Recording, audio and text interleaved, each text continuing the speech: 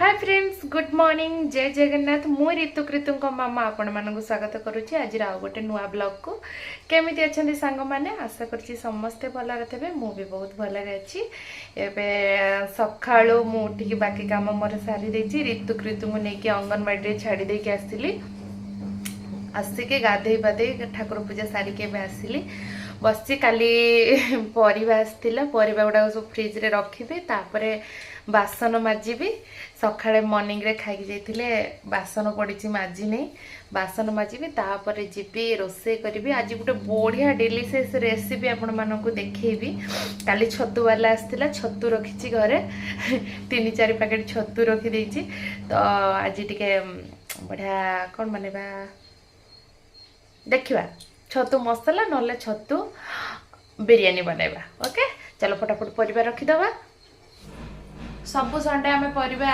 बरगानली नहीं आसू तो एथर आम संडे रे डी मार्ट जाइलु से जाइनु भाई से पाखरे किसी आम पाखरे दुकान भी अच्छे पाखरे आनिले अल्प किसी आणु कहीं पाखरे दुकान जो फ्रेश आनीपर तो फ्रिज रे रखा किसी आवश्यकता नहीं से भाई आज जेहेतु बुधवार है बुधवार मझे 3टा दिन तो अल्प किसी परिवा एठू नहीं आसुँच कुंदुड़ी बहुत दिन हम खाइनी कुंदुड़ी आनी आलू सारू बीन्स एगुड़ा सब नहीं आसते पाखरे कहीं घरे आज बुधवार आईष हम रात के माछ हो ना चिकेन हम आउ मझे आउ 3टा दिन तो से परिवा मुझे कहली परिवा अच्छी घरे कलरा भेंडी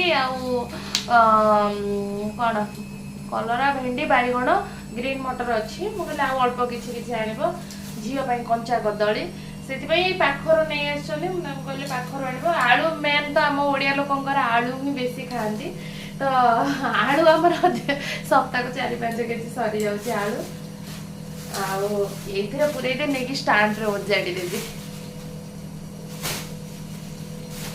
देखु ये आलू सारू ये कंचा लंका आउ कुंदुड़ी ये रहा कंचा कदली बीन्स गाजर ये रखीदेवी फ्रिज रे देखो तो फ्रिज रे ऑलरेडी टमाटो भेंडी कलरा एगुड़ा सब किसी किसी अच्छे तो आउ कि गोटे थंडा टिके पीकी रखी से पाइज एपटे शाग सब अच्छे फ्रिज रे से कहली अल्प किसी परिवा आण कहीं अच्छी परिवा दही ये खंडिया थोड़ा एपटे केते भेंडी अच्छी परिवा अच्छी फ्रिज रे किंतु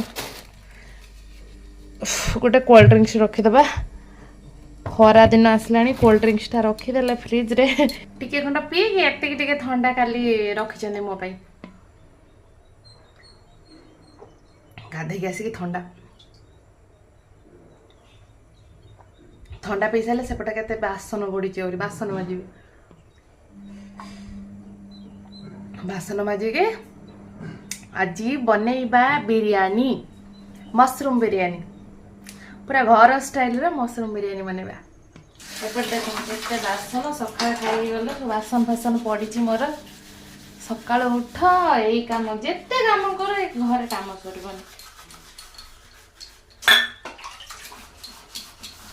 कौन करवा 2टा छुआ छुआ जो दिन बड़ हो से दिन मोर टे फ्री ना आगर किसी फ्री फ्री नहीं देखो खेली खेल सब बटल फटल सब फोपाड़ी दे मामा धोइबे ओके फ्रेंड्स मोर बासन मजा सरीगला एबे फाइनली सब काम सरीगला एबे आमे रोसई करबा चलंतु रोसई करबा रोसई पई मु कोन कोन नैची चलंतु देखि नबा देखो मुझे 200 ग्राम बटम छतु नहीं जाइए आपको प्रथम धोईकी काटे केबे भी काटी सारिकी धोइबेनी आउ कौन कौन इनग्रेडिएंट्स देखो ये 2टा बड़ साइज्र पियाज को काटी देछि गोटे बड़ साइज्र टमाटो चॉपिंग कर देछि आउ 3टा कंचा लंका को काटी देछि किछि धनिया पत्र भी काटी देछि आउ किछि पुदीना पत्र ता संगे अदा रसुण छेचिक नहीं चाहिए आप पेस्ट भी नहीं पारे आउ 2टा तेजपत्र डालचीनी 2टा अलैच आउ किछि ब्लैक पेपर 2 चम्मच बिरयानी मसाला 2 ଚାମଚ ଦହି ଆଉ ତା ସାଙ୍ଗକୁ ଫାଳେ ଲେମ୍ବୁ ଆଉ କିଛି କସ୍ତୁରୀ ମେଥି। ଏବେ ଚାଲନ୍ତୁ ବନେଇବା। ଏବେ କୁକର ଗରମ ହେଇଗଲାଣି, ସେଥିରେ ମୁଁ ରିଫାଇନ୍ ତେଲ ଦେଇଦେଇଛି ଆଉ ତା ସହିତ କିଛି ଗରମ ମସଲା ଯେତିକି ରଖିଥିଲି ଆଡ଼୍ କରିଦେଲି। ତାପରେ ଆପଣ କାଟିକି ରଖିଥିବା ପିଆଜକୁ ଆଡ଼୍ କରିକି ତାକୁ ଟିକେ ଫ୍ରାଏ କରିଦେବେ। ଫ୍ରାଏ ହେଇସାରିଲା ପରେ ଟିକେ ତାପରେ କଞ୍ଚା ଲଙ୍କା ଦେବେ। କଞ୍ଚା ଲଙ୍କାକୁ ସେମିତି 1 ମିନିଟ୍ ଫ୍ରାଏ କରିବେ। ସେ ଟିକେ ଗୋଲ୍ଡେନ୍ ବ୍ରାଉନ୍ କଲର୍ ହେଇଗଲେ ତାପରେ ଅଦା ରସୁଣ ପେଷ୍ଟକୁ ଆପଣ ଆଡ଼୍ କରିଦେବେ। ସେ ଟିକେ ଭଲ ଭାବେ ତାକୁ 1 ରୁ 2 ମିନିଟ୍ ତାକୁ ପୁରା ଟିକେ ଗୋଲ୍ଡେନ୍ ଫ୍ରାଏ ଆଉ ଟିକେ କରିବେ। ତାପରେ ସେଥିରେ ଆଡ଼୍ କରିବେ ଟମାଟୋ ଜରିବା ପାଇଁ ସେଥିରେ କିଛି ଲୁଣ ମଧ୍ୟ ଦେଇଦେବେ। ମସଲା ଭଲସେ କଷି ହେଇସାରିଲା ପରେ ସେଥିରେ ଆପଣମାନେ ଆଡ଼୍ କରିଦେବେ ବିରିୟାନୀ ମସଲାକୁ ଟିକେ ଭଲ ଭାବେ କଷି ଆସିଲା ପରେ ଗ୍ୟାସ୍ ଫ୍ଲେମ୍କୁ କରିଦେବେ ଅଫ୍ ଆଉ ସେଥିରେ ଆଡ଼୍ କରିବେ ଦହି। ମନେ ରଖିବେ ଦହି କେବେ ବି ମାନେ ହାଇ ଫ୍ଲେମ୍ରେ ଦେବେନି, ନହେଲେ ଦହି ଫାଟିଯିବ। ଦେଖନ୍ତୁ ମସଲାକୁ ଏବେ ଆମେ ଭଲ ଭାବେ ଗୋଳେଇ ଦେବା। ଦେଖନ୍ତୁ ମସଲା ଏବେ ଫ୍ରାଏ ହେଇଗଲାଣି। ତାପରେ କାଟିକି ରଖିଥିବା ମସରୁମ୍କୁ ସେଥିରେ ଆମେ ଆଡ଼୍ କରିଦେବା।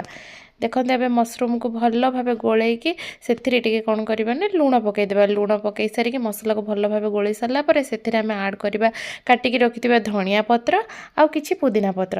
ତାକୁ ପକାଇକି 2 ରୁ 3 ମିନିଟ୍ ପର୍ଯ୍ୟନ୍ତ ଭଲସେ ଟିକେ ଫ୍ରାଏ କରିବେ। ଫ୍ରାଏ ହେଇଗଲାଣି ଦେଖନ୍ତୁ। ଏବେ ସେଥିରେ ଆମେ ଆଡ଼୍ କରିଦେବା ଚାଉଳ, ଧୋଇକି ରଖିଥିବା ଚାଉଳକୁ ଆଡ଼୍ କରିଦେବା। ଚାଉଳକୁ ଗୋଳେଇ ସାରିଲା ପରେ ସେଥିରେ ଆପଣମାନେ ରଖିଥିବା କସ୍ତୁରୀ ମେଥି ଟିକେ କ୍ରାସ୍ କରିକି ପକାଇଦେବେ ଆଉ ତାପରେ ରଖିଥିବା ଲେମ୍ବୁକୁ ଜୁସ୍ ବାହାର କରି ମଞ୍ଜି ବାହାର କରିଦେବେ, ଜୁସ୍ଟା ଦେଇଦେବେ। ତାପରେ କରିଦେବେ ପାଣି ଆଡ଼୍। ମନେ ରଖିବେ 1 ଗ୍ଲାସ୍ ଚାଉଳରେ 1.5 ଗ୍ଲାସ୍ ପାଣି ଦେବେ, 2 ଗ୍ଲାସ୍ ଦେବେନି, ନହେଲେ ପୁରା ପଚିପଚିଆ ହେଇଯିବ ଭାତ କି ଜମା ବି ଭଲ ଲାଗିବନି। ଟିକେ ମାନେ ବିରିୟାନୀଟା ଟିକେ ଝୁରଝୁରିଆ ରହିଲେ ହିଁ ଭଲ ଲାଗେ। ଦେଖନ୍ତୁ ଅଳ୍ପ ପାଣି ଦେବେ ଆଉ ତାପରେ ମୁଁ ଆଡ଼୍ କରିଦେଉଛି ସ୍ୱାଦ ଅନୁସାରେ ଲୁଣ। ଆପଣଙ୍କୁ ଯେତିକି ଦରକାର ଲୁଣ ସେଇ କ୍ୱାଣ୍ଟିଟିରେ ଲୁଣ ଦେବେ। ଆଉ ତାପରେ କରିଦେବା ଗ୍ୟାସ୍ର ଫ୍ଲେମ୍କୁ ହାଇ ଆଉ 2ଟା ହୁଇସିଲ୍ ଆସିବା ପର୍ଯ୍ୟନ୍ତ ଛାଡ଼ିଦେବା।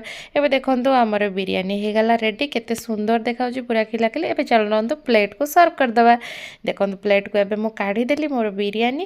ଆଉ ଏବେ ଦେଖନ୍ତୁ କେମିତି ହେଇଛି। ଆହୁରି ବହୁତ ଭଲ ହେଇଥାନ୍ତା, ଯେହେତୁ ଆମ ଘରେ ଛୋଟ ଛୁଆ ଅଛନ୍ତି ମୁଁ ମାନେ କମ୍ ମସଲା ଦେଲି ତ ସେଥିପାଇଁ ଟିକେ ଫିକା ଦେଖାହେଉଛି।